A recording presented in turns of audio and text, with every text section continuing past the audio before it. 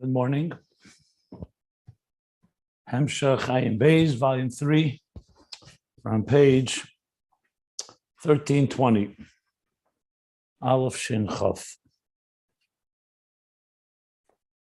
Approximately a little more than half down the page. We stop before parentheses. So let's first review what we learned. So we're learning essentially the process of sweetening severities. You can call that the headline, the chapter heading. Sweetening the severities, which is the expression of Chassidus and Kabbalah, hamtokas hagvuras al yedei chsadim, or bichsadim, the sweetening of the severities through chesed. And severities, as we learned, refer to every form of judgment, ultimately symptom concealment, which comes from Gevurah, as well as the more difficult and harsh severities, but it also referring to even not such harsh severities. The very fact of Gevurah, which refers to, like I said, symptom cheshach, darkness. So it's very much associated with the entire purpose of existence.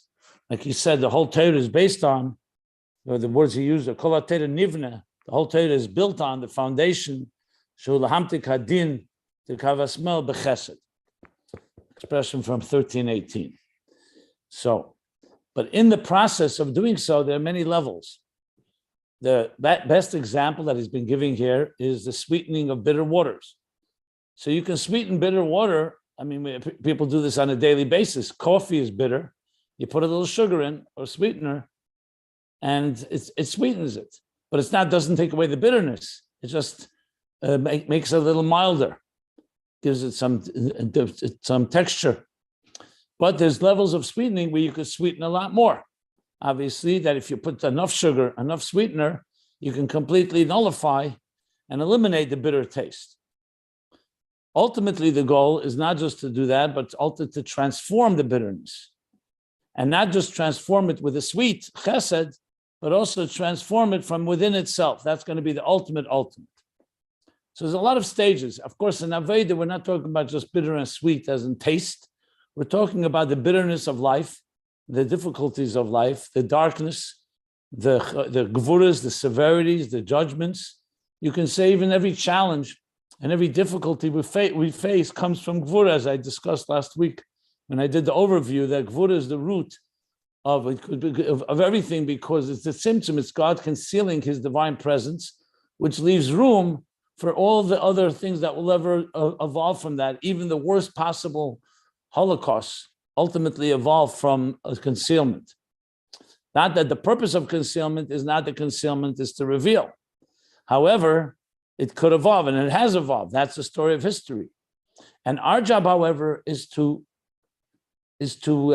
counter that force by first sweetening, illuminating the darkness, dispelling the darkness, ultimately transforming it. So we're discussing the different levels. What are we up to right now? So the main two things he's talking about, that there's two ways to sweeten. The chesed sweetens the gevurah, the severity. One is through overriding it, by simply bringing enough chesed, like in the language of that he's using now, that when you draw from v'rav chesed, from Arich Ampin, which is higher than ishtalshus, higher than atzilus, you draw that into chesed of zah. So it's not just overpowering the gevurah that chesed can do as well. You have the ability to actually completely nullify it. However, as you said, it's not transforming it. So what we did learn is that you can have a gili of Rav Chesed, but he calls it his gabrus. It's only his gabrus. Let me just use the exact language that he used on 1320. A gili of Rav Chesed, that is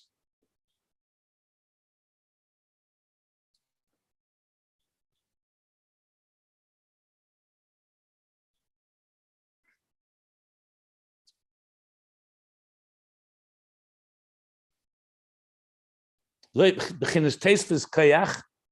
giving chesed the additional strength to do what?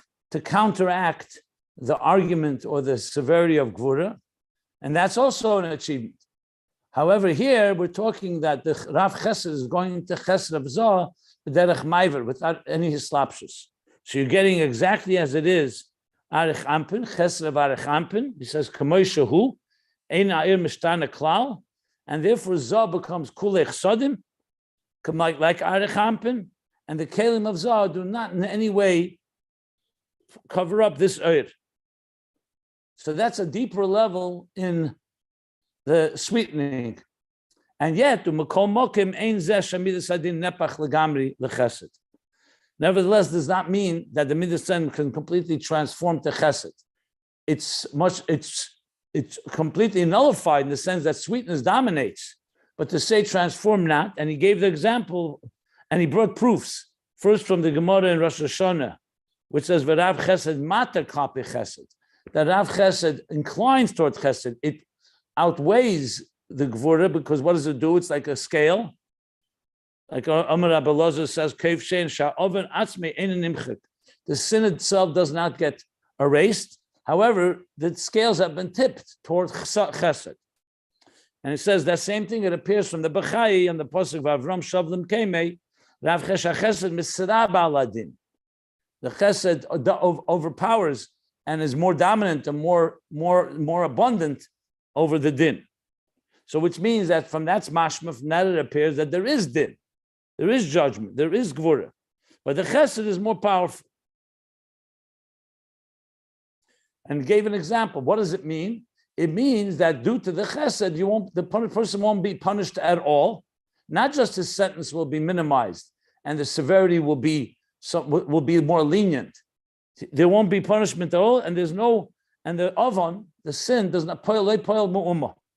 It doesn't have any effect. Nevertheless, it's still there. It's not erased entirely. And and if a person will accumulate sins, then this sin will come back, we reawaken from its so-called dormant state.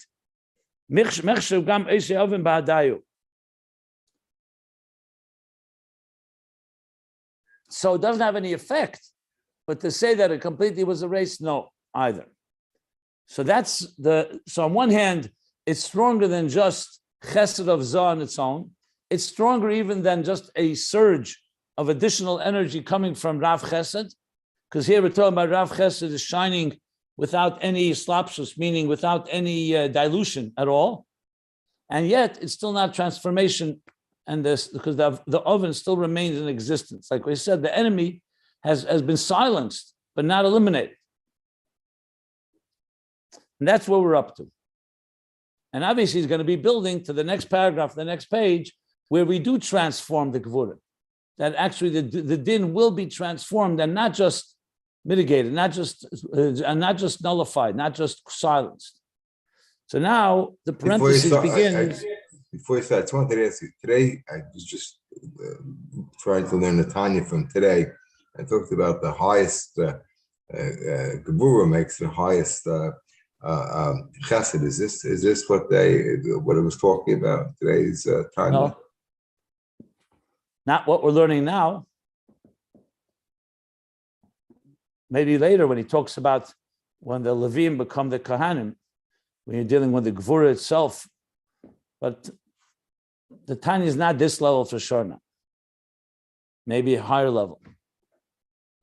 Like we're going to learn later, that the Gevurah itself gets transformed to the point that the Gevurah itself, not just through Chesed, will be transformed from within itself. So I have to look at the Tanya to see it. Oh, that's the third. That's the third option, right? Yeah. So we'll continue here, in the middle of the page. The line begins, Ha'oven ba'adayu, v'zeu shemidas adin ein poel mu'umah. And this is the meaning that the oven, that the midas adin, the attribute of judgment, judgment does not have any effect. That's the meaning of the word. That it doesn't have any effect, but it doesn't mean it disappeared. So now, in the parentheses, it's going to continue. He says, V'hainu. And this means, Shemidas adin hu ki'ilu einei. That the midah, the attribute, judgment is as if it doesn't exist. Ki'ilu einei.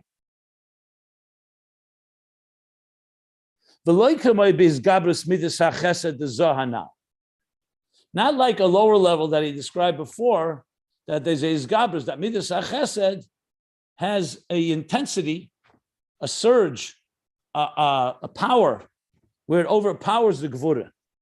That's a lower level. So there, hanal, as discussed, as mentioned earlier, up on the line, if you look at line 6 from the top of the paragraph, so there is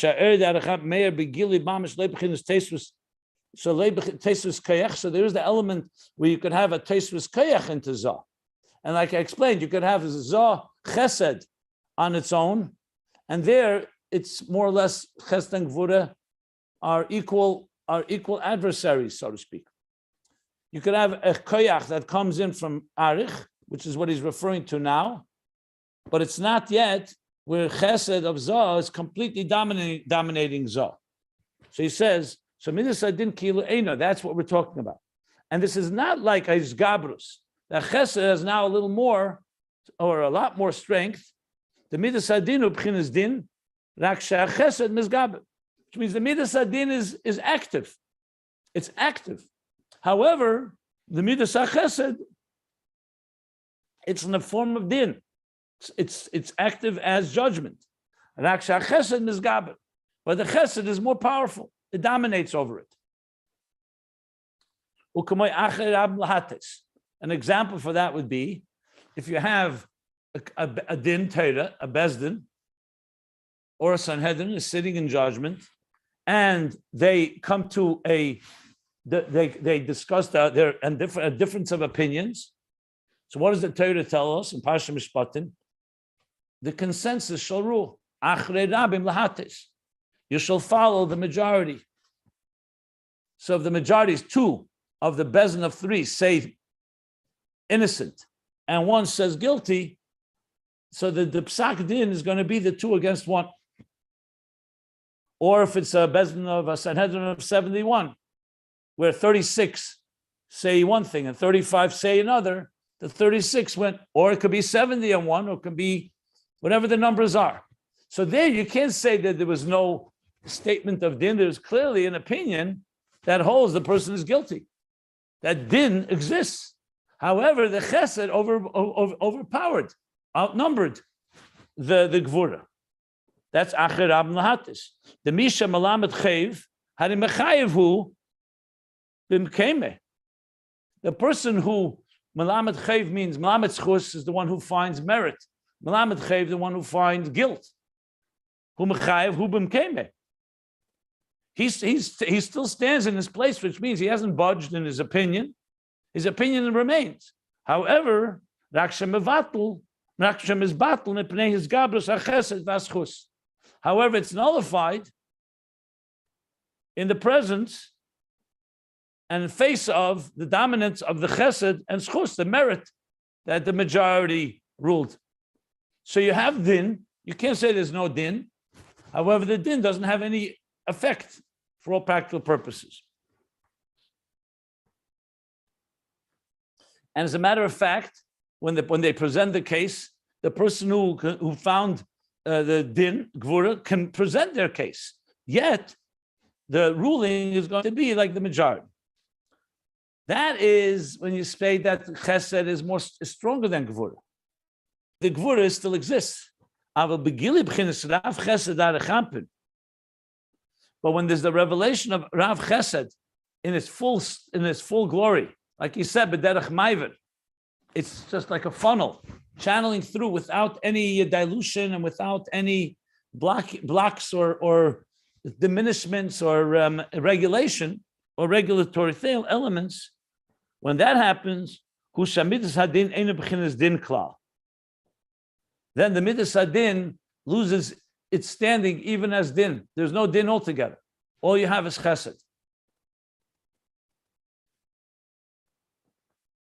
So that's, in the parentheses, a little more explanation and distinguishing between the two. However, like he said, even this higher level still doesn't mean that the sin was erased. It just means right now you have no din at all. Now, how would that play itself out in a din Torah?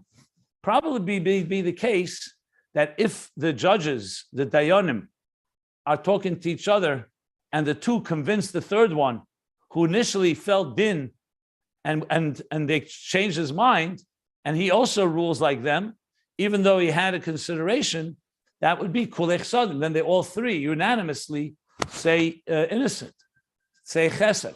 That may be an example. That doesn't mean there was no havamina. That doesn't mean there wasn't a consideration. But actively speaking, it's not one din and two chesed, one gvura, two chesed, but all three. That, I mean, he doesn't say this. I'm just giving it drive the point home. Gam yesh leimer, says the Rebbe Rashab, an additional point that we can say, shemidas adim maskim gamken lebchinas hachesed v'arachemim. Oh, that's exactly what I just said. I didn't realize I was going to say it. That the midas adin agrees to the chesed and the rachim, to the argument for kindness and compassion. So that would be the difference between the first approach and the second one.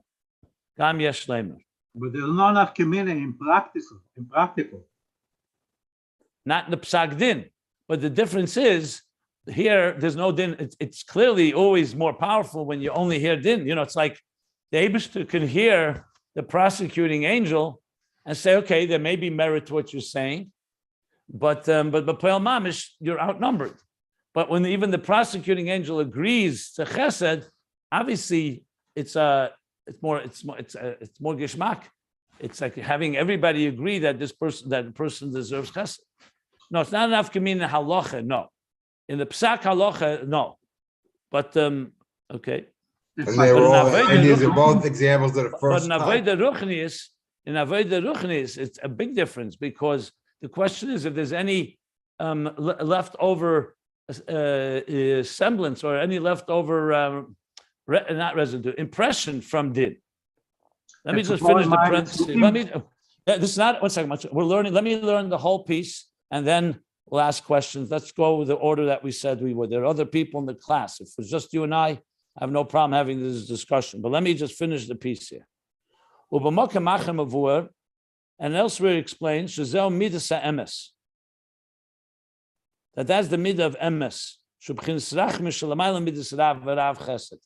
Okay, he's qualifying this a bit. That somewhere else it explains that when you have everybody agreeing, what happens is it's like saying like this: the person may be guilty. That's what this judge says. However, you've convinced me, or I agree that we should have compassion. And that's actually, no.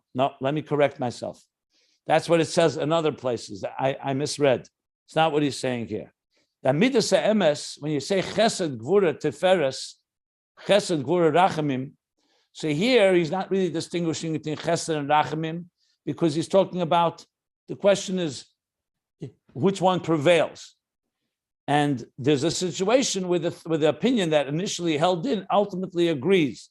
But elsewhere it explains that that's the level of midas ha'emes that comes from Teferes, Rachim, that's higher than midas, Shalamaylam and midas v'Rav Chesed. It's even deeper and higher than Rav Chesed. Rav Chesed is an abundance of Chesed, to the point it could be two levels. One is, like you said, a little Chesed. Well, one is where the Chesed it outnumbers the Gevurah. And the other, what he's saying now, is that the Gevurah also is transformed, agrees. 1 second. That there's no din at all, it agrees. But in another place, he refers to that as midas emes, which is higher than Rav Chesed.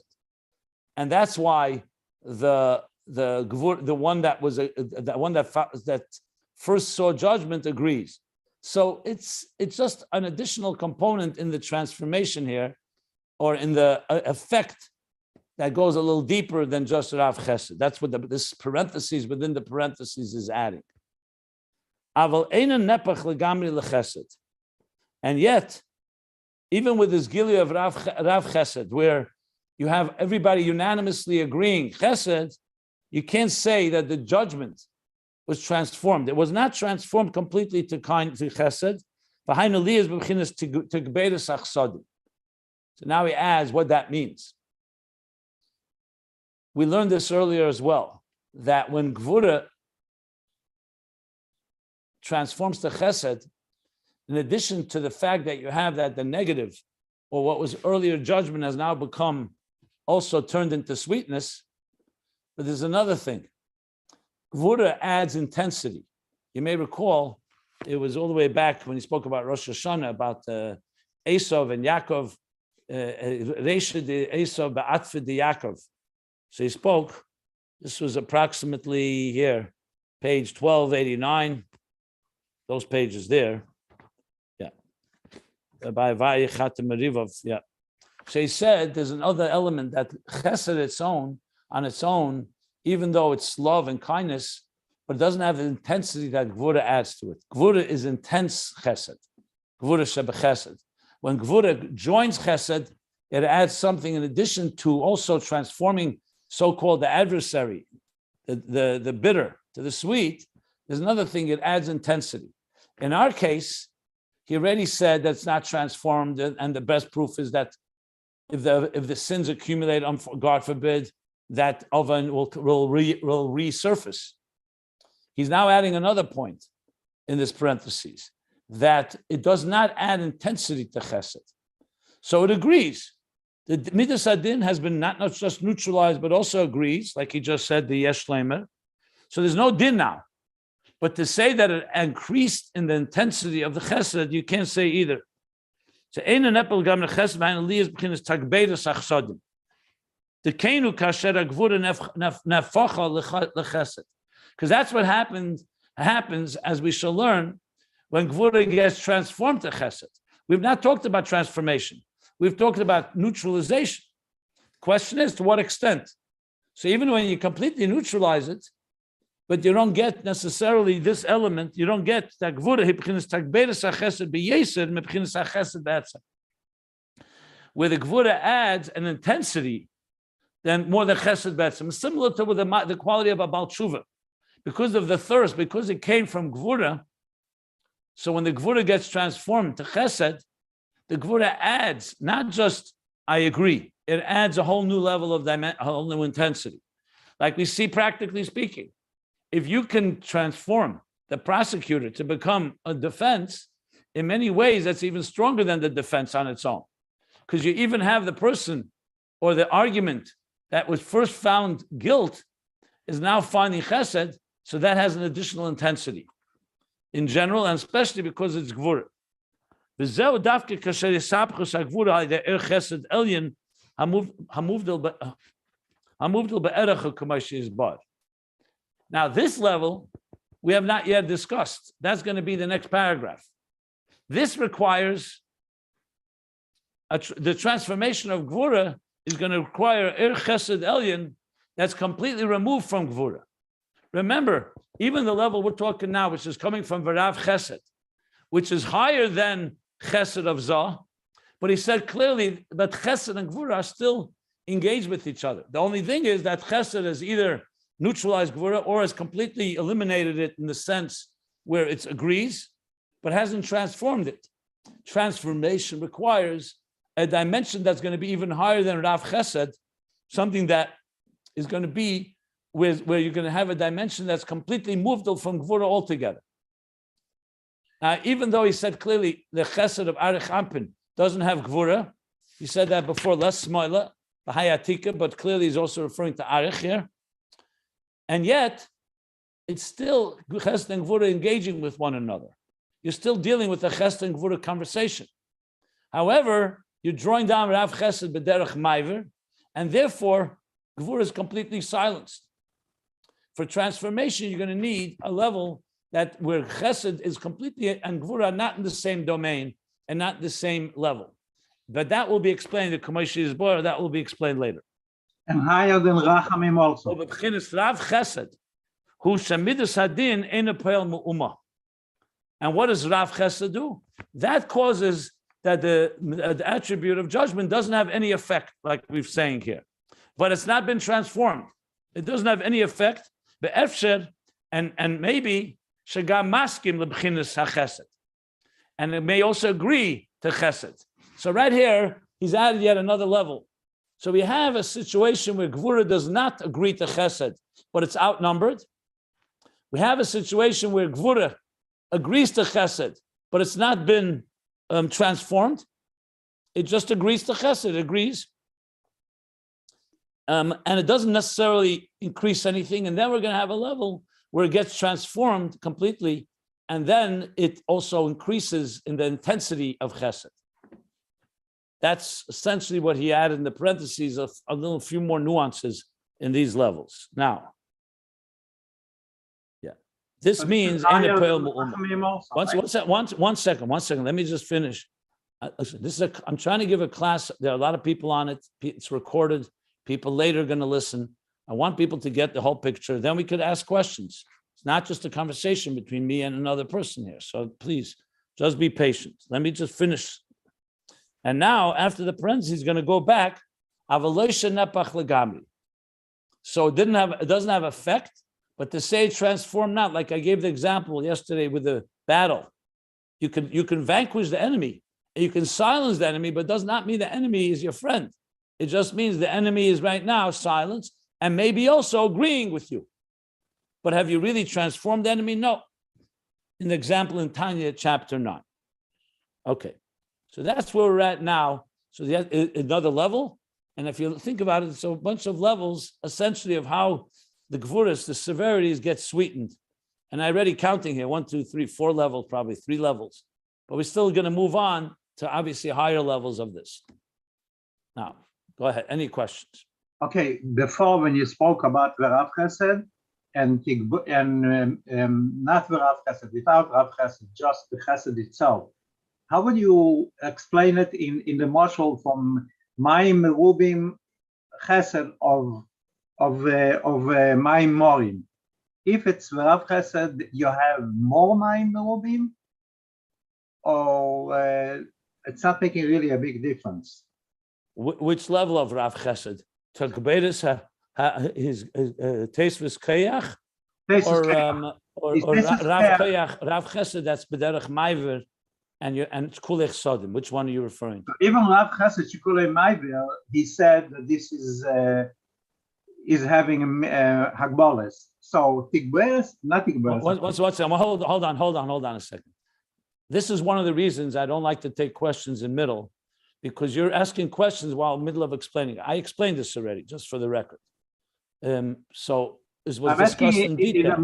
You're asking me to repeat it. With all respect, you were asking a question while I was explaining it. That's why I'm asking that before you ask questions, let's first finish the topic and maybe the questions would be answered. I'm happy to repeat it now, but you're asking essentially what one second, let me finish. You're asking essentially what I just finished explaining in this mimer here. So I just spelled out a whole bunch of levels. There's a bunch of levels here. There's the level where Chesed and Gevurah, let's say, are 50-50. Then there's a level where 2 against 1, for example, Acher Rab Lahatis. So that would mean there's more sweet than bitter, but there's still a bitter opinion. There's still opinion of din. He said that clearly. Then there's a level where that's completely nullified. An example he says would be, for example, Yeshlema, that side would also agree. That therefore even the one that held guilty would also agree. And that's Kulech Sodim. So there's no, it basically, there's the oven Ein Poel Mu'uma, like he says, Midas Hadin is not having any effect at all. There's a lower level where it does have an effect, but it's outnumbered. Now the effect that has no effect at all. And then we're going to learn there's where it becomes transformed and adds to the intensity of chesed. And the example of the water is the easiest way to understand it. You could have 50-50. I mentioned coffee, an example. So there you have more, it's still bitter, probably more bitter than sweet, to be honest. But then you could have where there's more sweet, but there's still bitter. You could have even more sweet where you don't feel the bitter at all, as we've been learning. But it still doesn't mean you transform the bitter. You just completely outnumbered it or completely neutralized it. And then we're going to learn later how the bitter becomes transformed and actually adds and increases into the sweetness of chesed, what he calls here Takberes Achayis, and so on. Did that answer your question? Yeah, thank you. And also when he's saying later that the highest level, שהגבורה היא בבחינת תגברת החסד ביועצר מבחינת החסד בעצם, that means it's even higher than Rachamim, not only Rav Chesed. He said before that Rachamim is higher than Rav Chesed, but even Rachamim is lower than the high level that he's speaking now. Hisapkus Agvuras Alidei Chesed Elyon. In Pashtus, it's higher even than Rachamim, right? I don't know. Because before he said that זהו מירס האמס שהוא וכנס רחמים שהוא מיילו במירס רב חסד. אבל אינו נהפך לגמרי לחסד. Okay.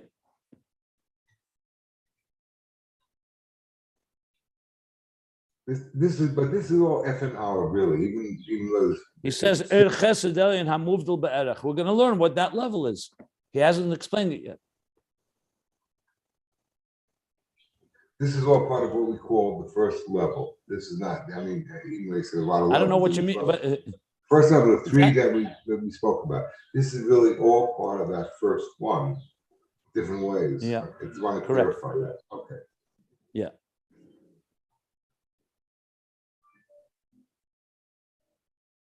Avaloisha nepach legamri.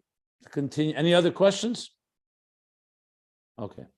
Yeah, I have one. Avaloisha nepach legamri. Can I ask her a question? Go ahead.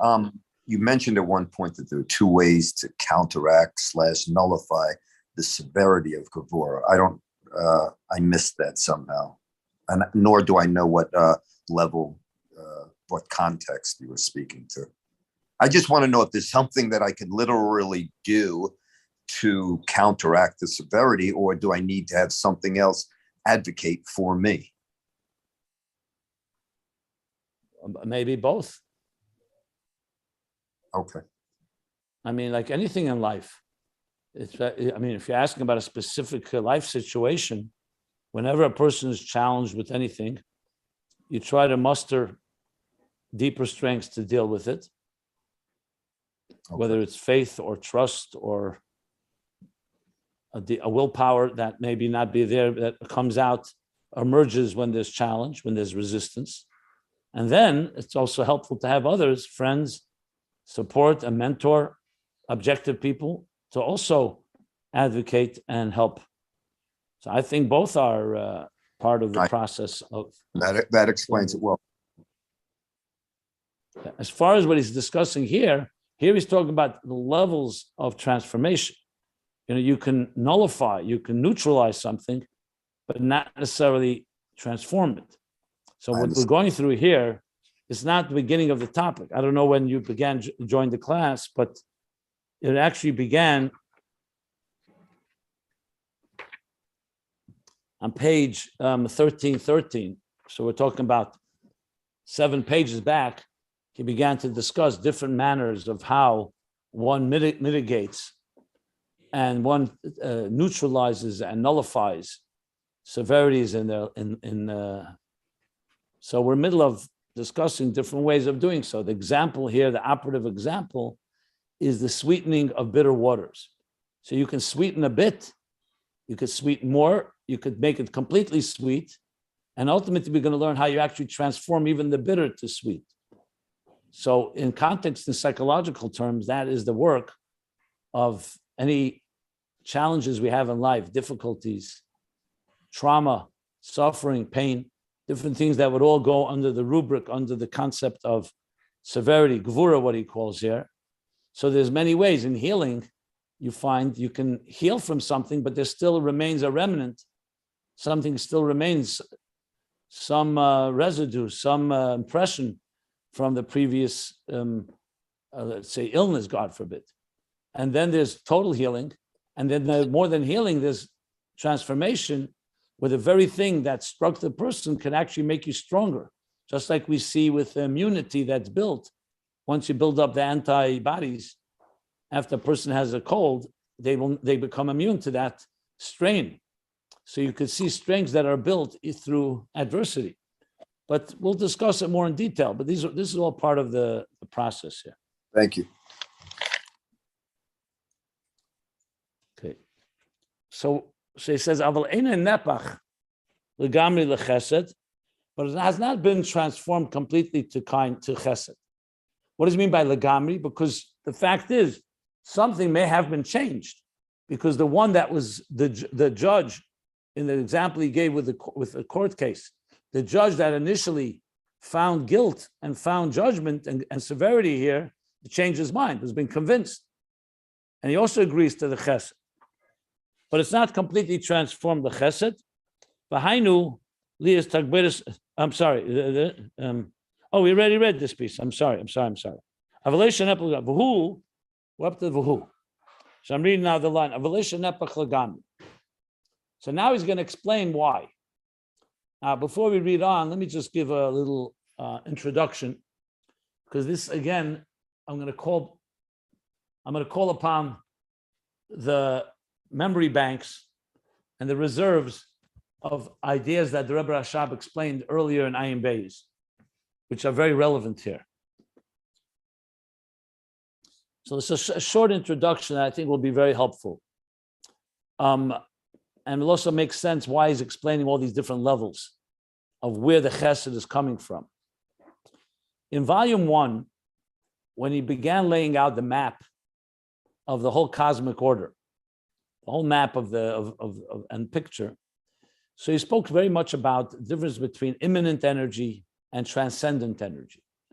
What is called in language of Kabbalah and Chassidus, Pnimi and Makif, or Mamala and Seviv. So one is the immanent energy, the energy that is within existence, similar to the faculties within the limbs and organs and containers of our very bodies. And then there's an energy which is compared more to Keser, which is Ratzon, the will of a person, the desire. Your desire does not have a particular locality. Your vision works through your eyes. Your listening works through your ears. Your blood and emotions connect to your heart. Your mind is in your brain. But the Ratzon is an all-encompassing faculty which says, I want. What do I want? I could want to walk. I could talk. I could use my mind. I could use my heart. I can open my eyes. I can listen with my ears.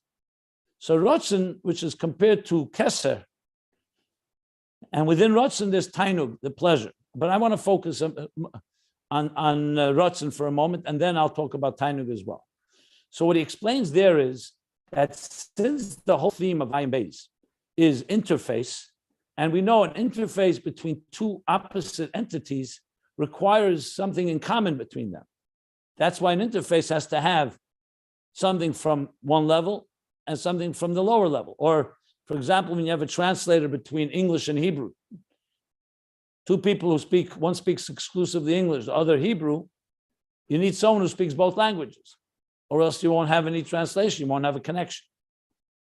So the same thing is in spiritual terms, psychological terms, or mediation terms. So you need something that has the language of the divine, the transcendent, and something the language of the immanent, of existence. So that's why in the divine energy itself, you have divine immanent energy relates more to existence, and you have divine transcendent energy, which relates more to the divine that's higher than existence. In existence itself, you also have these levels. That's why in Ayin Beis, you have hundreds, if not thousands, of small interfaces, like it is with anything. Even on a very basic engineering level. How many interfaces are there from the main line of electricity that enters your home until it gets into your appliances? You have to have all these regulators to regulate the flow, that it shouldn't override, or shouldn't be a surge that will, that will blow the circuits. On the other hand, you don't want it to be too small of too minimal of juice, or else you won't have electricity. Just like the blood that runs through our veins and our arteries and our veins needs to be quite the exact amount of thinness and thickness. If it's too thin, God forbid, it could hemorrhage. If it's too thick, it can clot and become a block. So you have to have perfect balance. So the same thing as Seder Shtalsha is the perfect balance between all the flows. Now, obviously not going to discuss here all the levels we discussed, because we've spoken so many of them, including even the parsayas, the partitions that separate between levels.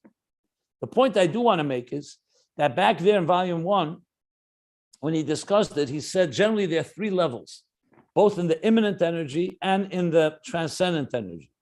What are the 3 levels? One is total immanence, the energy that's completely manifest in a way that we can relate to consciously, the vision in your eye. But then there's a level where the vision is not yet revealed in your eye, like we learned before, koiches ne'elamim. It's more the concealed faculty. It's like when your eyes are closed, or the power of the eyes are closed, so then the eye is not functioning, but the faculty is still there. And then there's a third level that's called the etzem hakoyach. That's like even a blind person has the power of vision, but for whatever reason, the optic nerve has been damaged, or the vessel has been damaged, or whatever the reason is. So the person is not physically able to see, but that doesn't mean the nefesh doesn't have the power called the power to see. It just, the keli, it's like saying the appliance is broken. That doesn't mean there's no electricity. So bottom line is there's three levels. And that's also part of the interface, because everything in interfaces are three. One level that relates to a higher level, one level that relates to a lower level, and then the one that brings them together. In transcendent energy, that's also correct, which goes back to the first lines of Ayin Beis that he began, that Keser has three meanings. If you go back to the first page, three meanings. Keser means silence, which is Keser, the highest level of Keser that's completely removed. There's Keser as it surrounds. That's the second level of Keser. And the third is Keser as it's like a crown above the head. So he explained that this too, in the transcendence, you have something completely removed, you have something that's removed, but somewhat still associates, and then there's a level of Keser that is removed, but it is commensurate and ultimately relates to the immanent and conscious. So in a sense, like in the supra-conscious, three levels, supra-consciousness. Now, Arich Ampin is called Reish HaNatzolim. It's called the head of the emanations. It is the Rotzen. It's the first step that's above the actual immanent faculties, higher than the Pnimi, but it's not completely removed because it's Reish. It's like the Rotzen to think, the Rotzen to use your mind, the will to use your mind, the desire to use your eyes, your ears. Atik, there's the level of Atik which is removed, and that's why it's a higher level, higher than Ishtalshus. And then there's Pnimius Atik, which is completely removed. Now, what's the relevance to our discussion here? In the context of sweetening the severities, when you have Chesed and Gevurah in Atzilus, you talk about two forces that are essentially commensurate, like you said, they're equal to each other. That's why you see in life. Sometimes the pleasant experiences in life dominate, and sometimes, unfortunately, the negative experiences dominate. And there's like a battle between them. When you start drawing from higher levels, and that's like the work we do that we discussed, which means accessing deeper resources, connecting to that which is above so you don't fall below. The idea of trust, betochen, trach good v'zayin good, think good and it will be good. Or other things that I mentioned and even haven't mentioned that access, what you're basically doing is drawing from deeper resources. The question is where you're drawing from. The lower you draw from, the less the transformation is going to happen. Because when you draw your energy from the place where Chesed and Gevurah are rooted in, you could dominate severity. You can neutralize it, but you can't transform it. When you want to transform, you have to go to higher levels. And use Einstein's term. You cannot solve a problem from within the system that created the problem. So wherever you have a situation where two forces are at work, like let's say two empires, two kingdoms, two armies are at war, and they're pretty much equal. So one wins, the other one wins. Zekam, Kishazekam, Zanoifel. They're pretty much equal. The only way there's going to be a victory is where one is going to overpower the other. Now, if they have, let's say, additional resources, additional artillery, additional military, simply numbers, reserves, reinforcement, and so on, so they can dominate and win. But that winning doesn't mean they completely eliminate the enemy. It just means that they outnumbered them. Then, however, if you bring even new forces that are completely beyond the realm of the battle even, because it's a force that does not even consider, they're not like two equal adversaries, obviously you'll be able to do something far, far greater. I don't want to use an example of atomic or nuclear energy, because I don't want to use a destructive example, but if you bring certain weapons into the picture that completely the enemy doesn't even have, you're going to wipe them out completely. Now, that's not the goal, is to wipe out. The goal is to transform. So essentially what he's going to be saying right now, what we're going to learn right now, is that the reason this lower level of sweetening does not transform is because it's getting energy from Arich Ampin. So Arich has enough power to give Chesed of Atzilus the strength to override and neutralize and overpower and even completely neutralize Gevurah, silence it. But it does not have the power to transform it. That's what he's going to say now. To get that power, you have to go to higher levels. But as I said, in any good interface, you can't go to a higher level if you don't go to a lower level, because you also want it to be commensurate to us.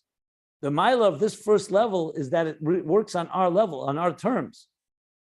The higher level is great. Yes, on paper, it sounds great. Let's transform it all.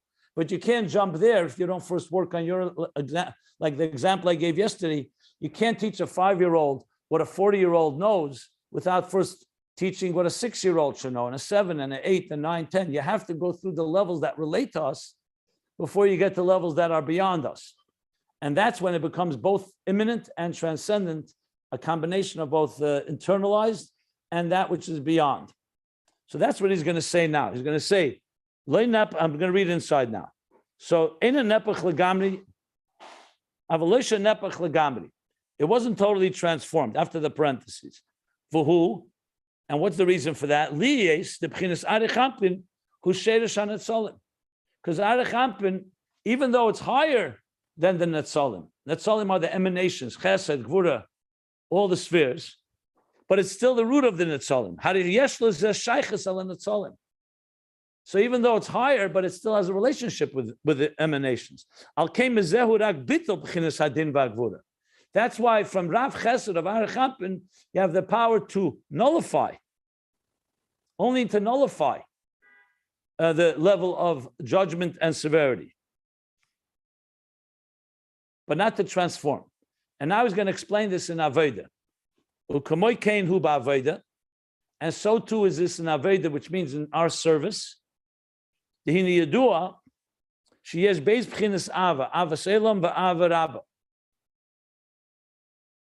there's two levels of Ahava. This is brought in Tanya, and this is from Zohar, from different places. Ahavas Olam, Ahava Rabba. Now, Ahavas Olam should not be confused love of the world. It doesn't mean love of existence. It means a love that relates to existence. And Ahava Rabba means an abundant, a Rab, a great love. So Ahavas Olam is the love of God that relates to existence, like when you love God because He created you, because He gives you sustenance, He gives you life, He gives you livelihood. So it's called Ahavas Olam because it's the Ahava as it relates to existence. Ahava Rabba is a level called Rabba, means abundant or great, a great love. So he says, Ahavas Olam or Ahava shal pitam v'das.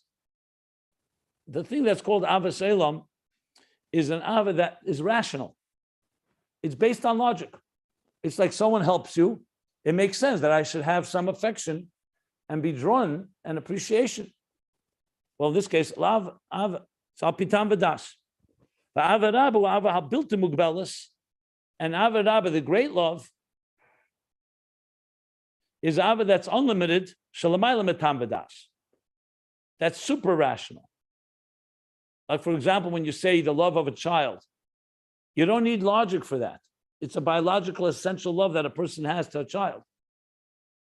Now, the first one, because it's al pitam v'das, it's logical, therefore it's limited based on the rationale. If the rationale was not there, the love would not be there. So it's based and defined by that. And the love will be commensurate to as much as it makes sense to you. If one person really helped you and changed your whole life, your love is going to be deeper than someone, let's say, did you one favor.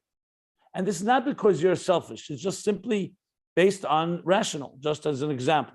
Ahavas Rabba, on the other hand, doesn't have limits because it's not built on a rational calculation. Uba'ava shal pitam v'das. And remember, this is all part of how the divine soul affects the animal soul.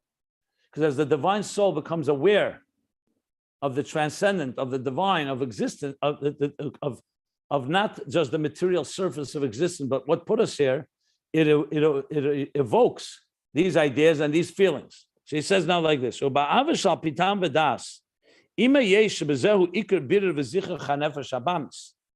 Even though that this is the primary place, the primary way that we separate, clarify, and refine the animal soul, because the animal soul, you need to explain to the animal soul that it's good for you, this love of the divine, because it's going to make you better, gives you life. Nevertheless, but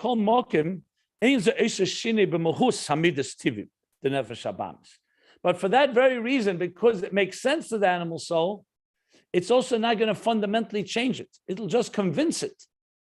So it won't change that very personality of the impulses and the natural emotions of the animal soul.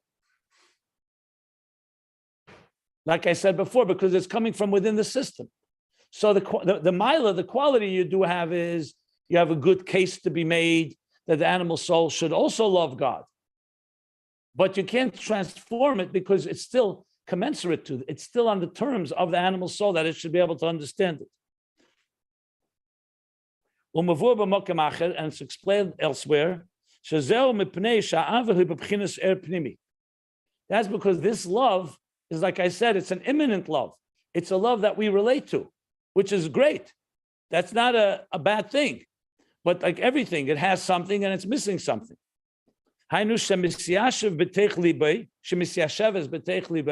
This love, leitzach, which means it's internalized. It makes sense. It's not something that you need to rely on faith or rely on just accepting. It makes total sense.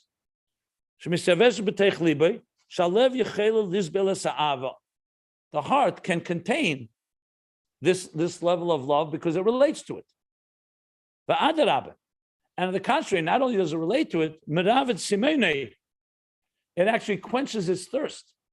So when a person, let's say, has a thirst and a longing for transcendence, for something greater than themselves, where every human being has some element with to satisfy that thirst is another story, but he's talking here, finding it in a good way. So not only, but if you can explain to the animal soul, you can explain to the person on their terms, it's more than just makes sense and that they can contain it. That actually quenches their thirst. In a state of closeness and intimacy of the revelation of the divine light and energy that radiates in the soul. So it resonates in a very personal way. And for this very reason, that it resonates and it's on our terms, it also means it's not going to transform it entirely. And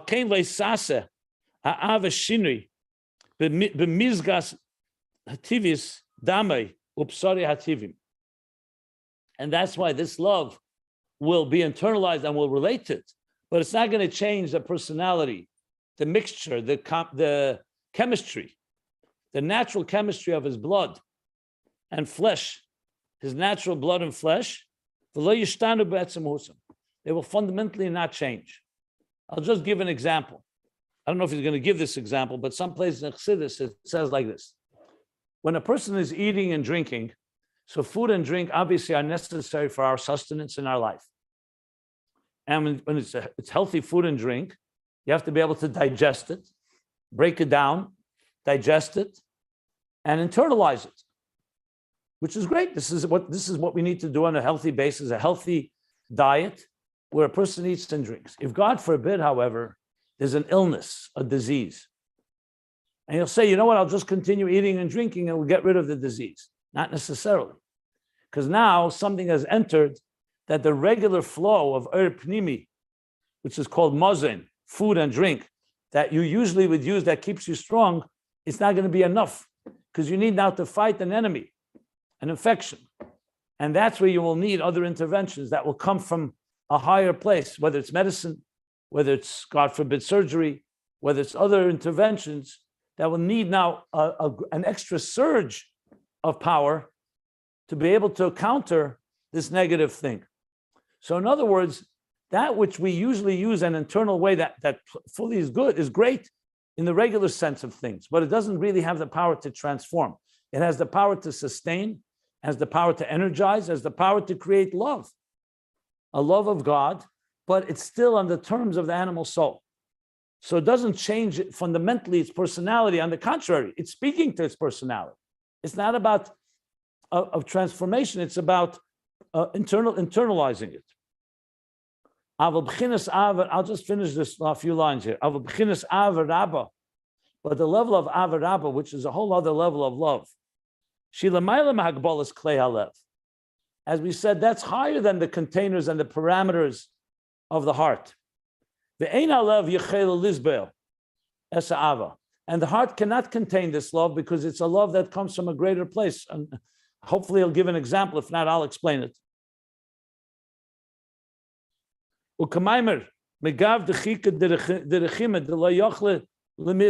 Actually, we learned this earlier. This is from the Zohar. That when there's a deep love that pressures the person, that you feel a certain like stress even, called chelas ava, like a love sickness, where, there's a love, yes, for example, like I said, a love that person loves when they're receiving energy, sustenance, love in that way, this we can contain. But then there's a love where you feel there's something that you can't quite grasp. So it creates tremendous frustration.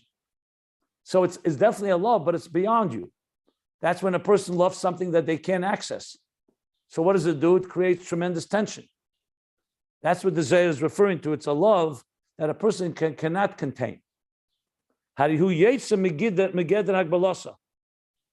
1321, the top.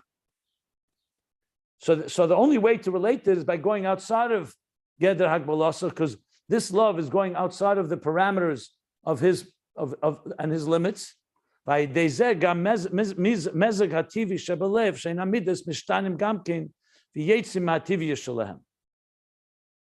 through this, the very makeup, a mixture of the natural love and its emotions and attribute and emotions are changed, and he goes out of his regular natural routine.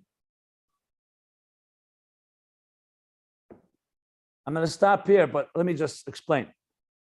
I'll explain it with a different way of explaining it. When a person is in their comfort zone, so you can explain something to them and say it's good for you if you embrace, let's call spirituality, embrace godliness. But because they're in their comfort zone, you're going to get to them based on their comfort. However, God forbid, when they go through a loss, that has the power to create, when they're thrown out of their comfort zone, has a power to create transformation because you're no longer in your regular routine. So the first level of love speaks to our personalities. The second level of love shakes us up and brings us to a completely different experience. Now, it doesn't always have to be through pain. It could also be like Matan Torah. It says, I'll call dibur a dibur. Every word they heard, every one of the 10 commandments they heard, parcha nishmasam. Their souls expired because they couldn't contain it. So sometimes there are experiences that completely overwhelm us, and those have the power to transform us. Whereas the first one has the power to affect us, but not transform. And in truth, you really need both, because you want it to be internalized, but you also want transformation. And we'll discuss that more in the coming classes. But I just wanted to finish this point. In Avodah, he's bringing here these two levels, a level that transforms and a level that affects, is what he said so far. Now, we'll soon see, we'll continue tomorrow, but I'm going to stop here on the bottom, on top of the page, because of time limits, we'll stop here. And then it'll bring it back to what we spoke about before, whether the sweetening that neutralizes and the one that transforms, which is going to lead to the second type of sweetening. So, any questions?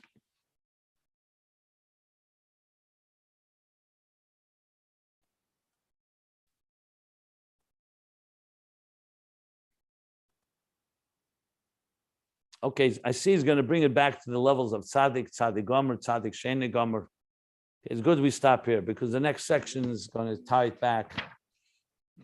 Remember, we spoke about just for the record, the Beinani has active battle going on, where Chesed and Gevurah, Nefesh Kis and Nefesh Abamis, the divine soul and animal soul are battling, but the divine soul has extra power, like we said, is Gabrus, has the power to dominate, like he said at the top of page 1320.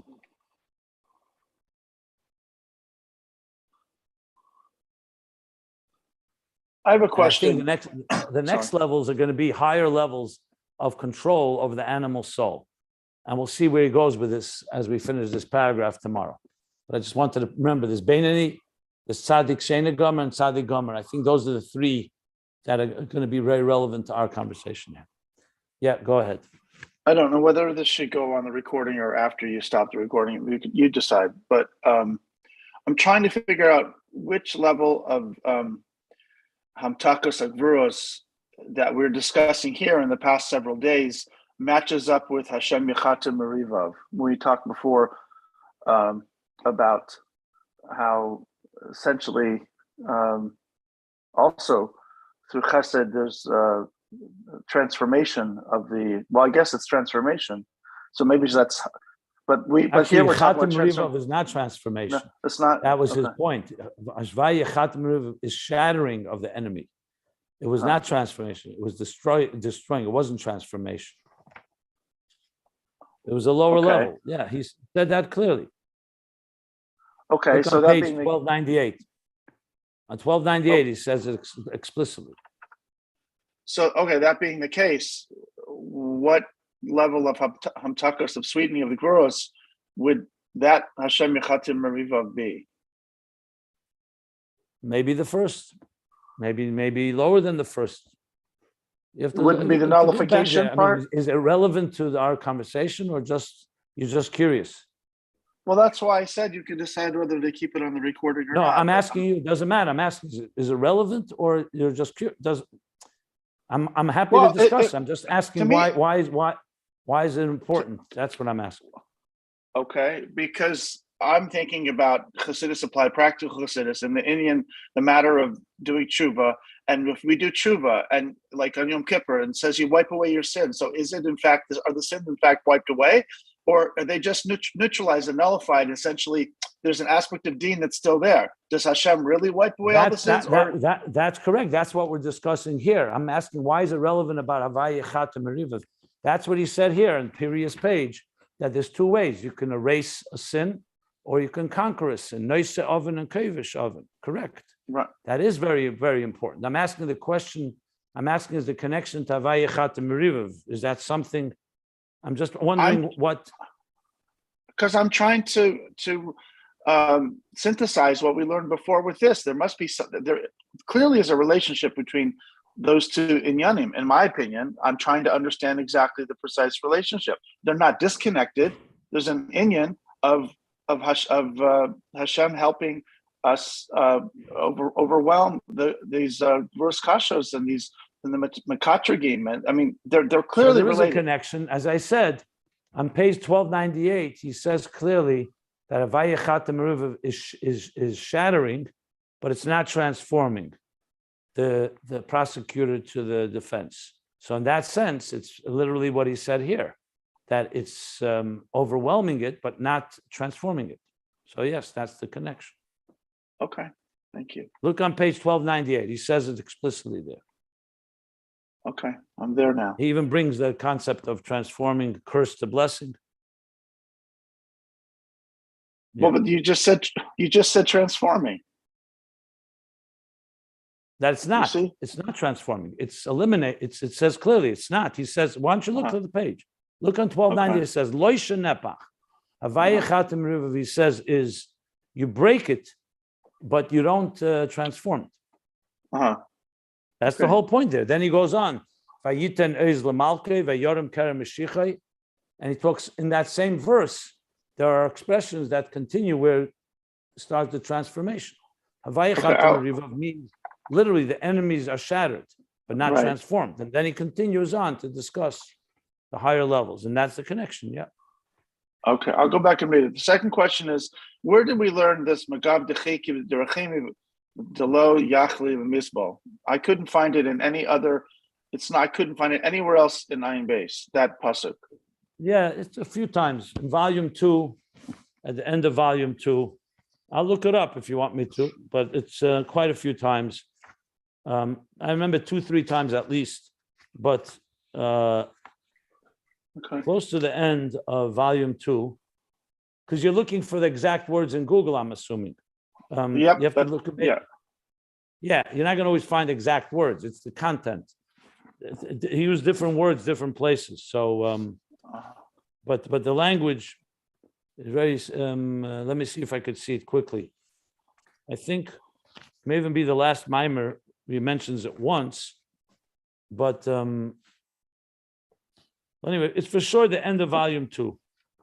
Okay, if it's not too much trouble, it'll be nice for me to go back and look at it. But you don't have to do it now. If it comes, you can do it in 1 minute quickly offline. That would be great. I don't want to take up people's time. Yeah, it was a whole topic there. I'll look for it. I always cross-reference in these things myself, so at some point I'll do that anyway. I always do that. Okay, thank you. No, I'm saying I do it even without you asking. That's my point.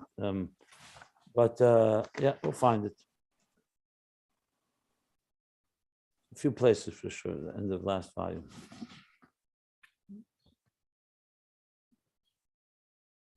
Yeah.